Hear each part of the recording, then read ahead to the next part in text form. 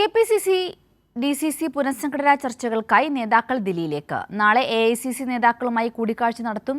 പുനഃസംഘടനയ്ക്കായി മാനദണ്ഡങ്ങൾ നിശ്ചയിക്കുകയാണ് കൂടിക്കാഴ്ചയുടെ മുഖ്യ അജണ്ട. സമ്പൂർണ്ണ പുനഃസംഘടന നടത്തിയാൽ യുവ മഹിള പിന്നാക്ക പ്രാതിനിധ്യം ഉറപ്പിക്കണം.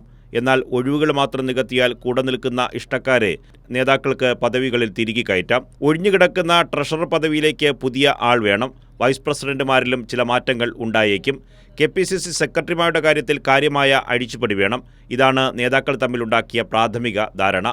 ഡിസിസി അധ്യക്ഷന്മാരുടെ കാര്യത്തിൽ തൃശൂർ ഒഴികെ 13 പേരെയും മാറ്റണമെന്നായിരുന്നു എഐസിസി നിലപാട്.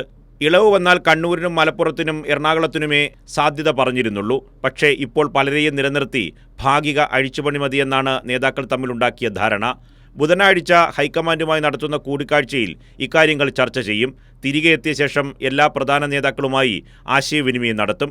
പക്ഷേ ഡിസിസിയിലും കെപിസിസിയിലും തഴയപ്പെട്ട ഒരു നിര നേതാക്കൾ പുറത്തു നിൽപ്പുണ്ട്. ഈ നേതാക്കളെ എവിടെ പരിഗണിക്കുമെന്ന കാര്യത്തിലും ആശയക്കുഴപ്പമുണ്ട്. കെപിസിസി അധ്യക്ഷനും വർക്കിംഗ് പ്രസിഡന്റുമാരുമാണ് ഡൽഹിയിലേക്ക് പോകുന്നത്. കൈരളി ന്യൂസ്, തിരുവനന്തപുരം.